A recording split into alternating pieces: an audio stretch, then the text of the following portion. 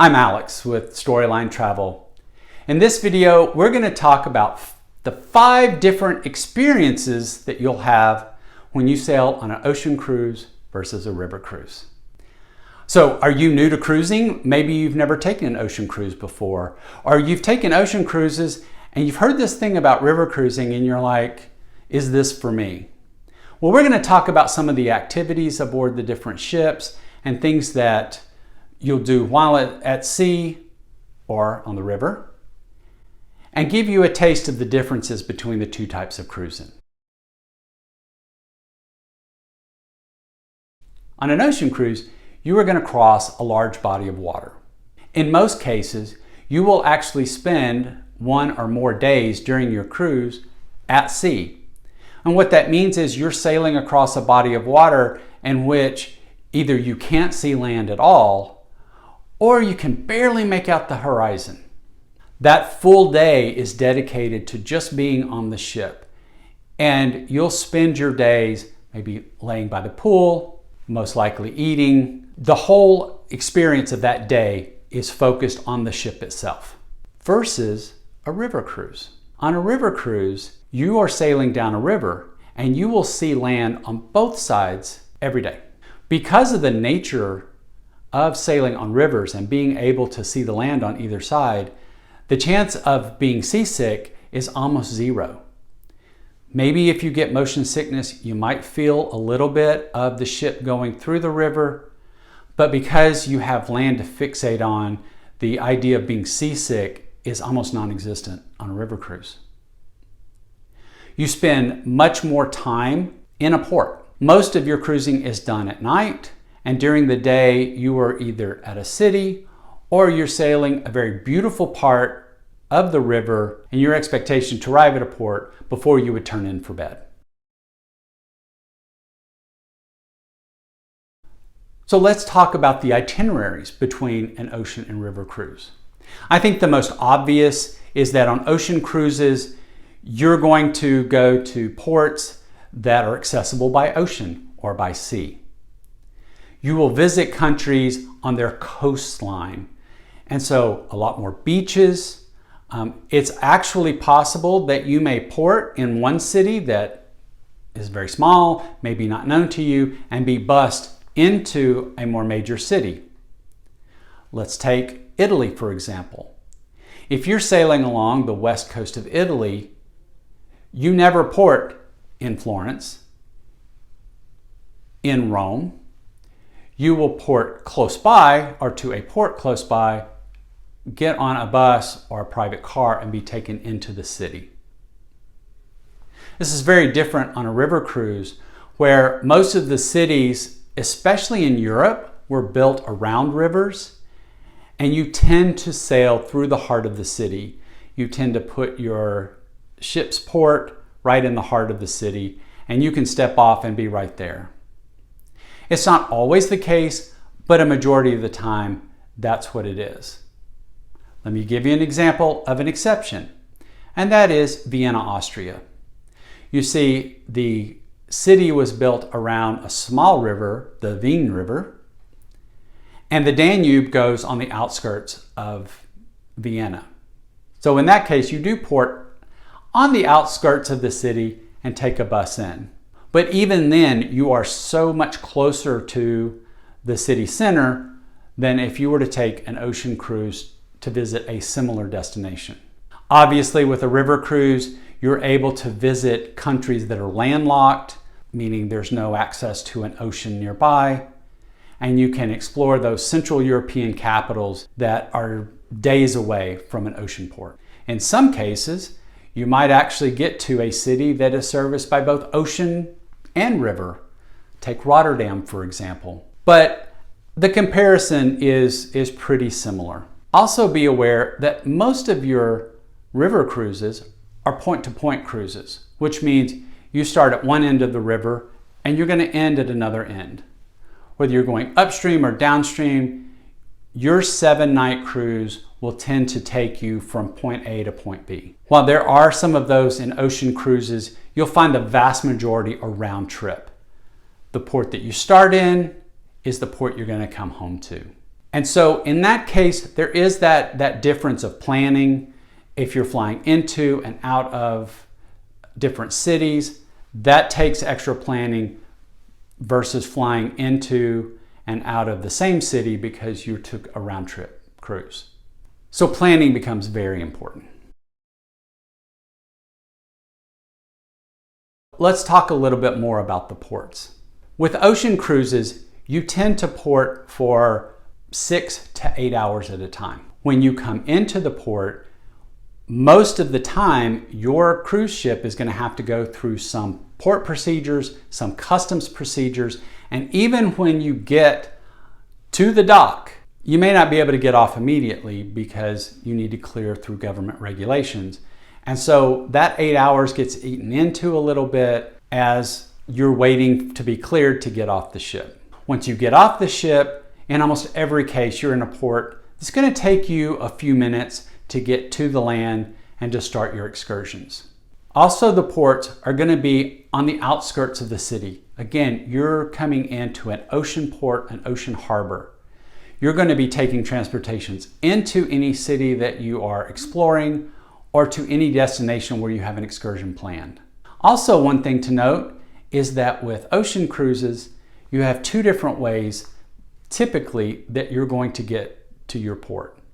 One is to dock, where you pull right up next to a dock and you'll be able to step off your ship through the gangway and onto the pier. You walk down the pier to a secure area where then you leave the port area and go into the city that you've stopped in. The second way that you may visit a ocean port city is by tendering. With tendering, your ocean vessel anchors offshore and smaller boats take you from the ship to the shore. You'll see this, for example, in the Caribbean in Belize, where because of shallow water or because of reefs or many other factors, your ocean vessel is going to be offshore. You're going to get onto a much smaller boat, something the size of those lifeboats that are on the ship, and go into the harbor area. With the river cruise, there are still two types of ways that you're going to visit a port, but they're much different. So first of all, as your river cruise comes up to the city, they're going to pull right next to the bank, does tend to be concreted, they're going to tie off, and you walk right off your ship. There are cases where the actual river to the land where you need to get off has a huge variation. In that case, you'll go up to the sun deck and walk off. But usually the first way that you get off a ship of a river cruise is you just step off, you're on dry ground. You can step off on a river cruise within minutes of the ship docking and tying off. There's not a lot of wasted time. Also in port, you're going to see your port time be, in most cases, 12 hours or longer, many times overnight, especially in major cities. The exception to this are these small villages where there's only a few streets anyway, and even then you could scour the whole of the town or village in just a few hours. But you're given much more time in the port based on the size of the town and the activities involved. So I told you there were two ways. The second way that you may find getting off a river cruise is by stacking. And what that means is you have the bank of the river, and you may find there's already a river cruise ship that has ported. Your captain has been instructed to pull up and park right next to that ship. And now to get off, you go through your ship, you go through the ship that was ported there first, and then out onto dry ground. This actually can be a benefit as it gives you the opportunity to view different cruise lines and different cruise ships. It is fun to go through the different ships as you find there will be differences in decor and differences in what's offered maybe through the reception area. Some of these river cruise ships have boutique shops, but then you get out. And there are a few cases now where some of the river cruise companies have been experimenting with different configurations of the river cruise ships, where you may have to go up to the sky deck, cross over a ship on its sky deck, come down to their lobby area and go out the lobby. On an ocean cruise, they do tend to handle things like wheelchairs very well. On a river cruise, that's not always the case. In most cases, there will not be an elevator that goes all the way up to the sun deck. Let's talk a little bit about excursions. While typically only the ultra luxury line of an ocean cruise includes excursions, most of your premium and contemporary ocean cruises provide excursions you can purchase, but they're not included in your cruise fare. For most of your excursions on an ocean cruise ship, you're going to have to get on a bus or some other transportation and go for a distance before you get to experience your excursion. Your excursion will typically take up most of the time you are at port. Coming back from your excursion, you'll find you really need to get back on board because your ship is going to leave shortly. They tend to port with other cruise ships, so you might find your excursion competing with the excursion of another ship, or your excursion being combined with another ship's passengers. I know we were at Cozumel doing a cooking class. We were on one cruise line and our neighbors next to us that were cooking were on a different cruise line, all because we were in Cozumel. So how is that different from excursions on a river cruise? Most of your river cruise lines include excursions as part of the price. That does make river cruises a little more expensive, okay, sometimes a lot more expensive than an ocean cruise, but they are included. There are a few cruise lines, like Amadeus Cruise Line, that are starting to experiment with either selecting no excursions included in their price or different packages from light excursions to full excursions. But for the most part, as you look at a river cruise, excursions are included.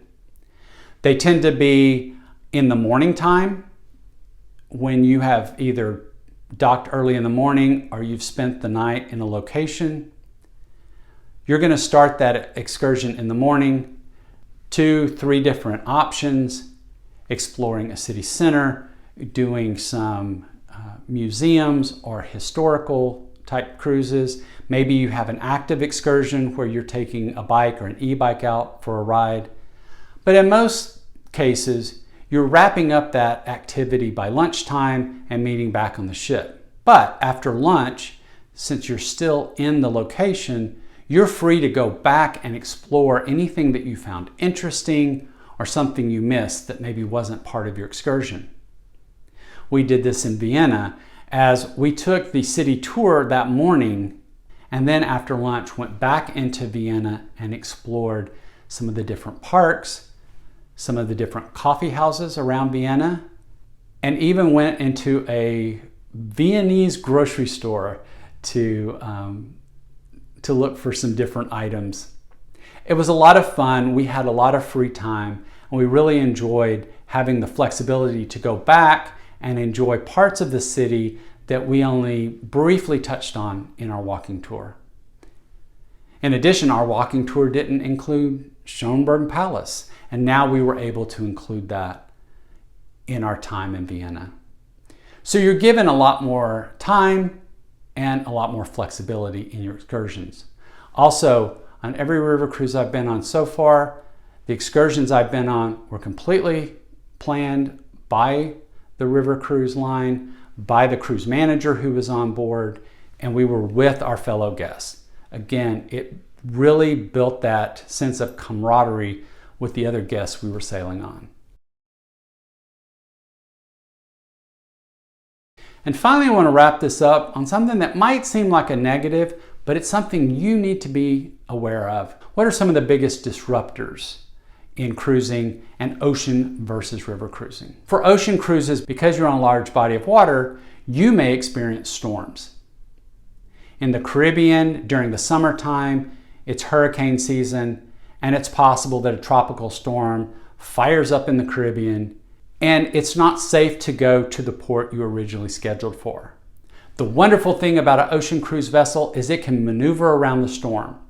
But that may mean that your itinerary changes, and you were planning to go to Mexico, and now you're going to Jamaica. Or vice versa, you were planning to go to Jamaica, and now you're going to Mexico. These things can happen with ocean cruises, and they tend to be the one thing that's going to disrupt your cruise more than anything else, are some of the storms that come up. You may even experience this on an Alaska cruise, on a Mediterranean, on a North Sea. Anywhere there's a large body of water, you have the potential for a storm, and those storms may deviate your itinerary. For river cruising, while the storms may not be as big an issue, the result of those storms could be. See, the one thing that can really disrupt a river cruise is the water levels. When it's extremely hot and there hasn't been a lot of rain, and this tends to sometimes happen in late summer, the water levels drop too low and the river cruise can't continue down the river. In some cases, the cruise line may make a minor change to the itinerary and see if a potential rainstorm or snow melt from the mountains might give them a little more water in the river so that they can continue on. But if not, many of the cruise lines will try to continue your vacation, but they'll do so in motor coach, or they'll change you from one river cruise ship to another river cruise ship on a different part of the river where they can continue on. I've heard of guests swapping ships where everyone packs up and they get on a boat, they go upstream or downstream, they get on a differently named boat but are assigned the same stateroom, and they unpack there and they just go back on their way with a different ship name, but all things else being equal. The opposite can also happen. If it's been a wet season or there's been heavy snow drifts that have melted and hit the rivers, is that the rivers can be too high. Well, it may be obvious if the river's too low that the ship can't go through because it would bottom out. What's the problem with the water being too high? And that would be the bridges. For those of you already ahead of me, you know where I was going, is that the ships can't get under the many bridges that you'll find along waterways. And because of this, a very similar activity happens. If the water is too high and they can't get under the bridges, again, your vacation may continue on a motor coach, or the cruise line will try to swap out boats. So those are some of the differences, some of the expectations between enjoying an ocean cruise or enjoying a river cruise. While they're both called cruises, you can see they're very different experiences. So which experience do you think fits you best? And maybe it's not just one, maybe both of them do, but for different reasons. Leave me a comment below and let me know. You know someone who's looking to take a cruise? Share this video with them. We want to help them have a great cruise. And at Storyline Travel, we believe every adventure is a story waiting to be told.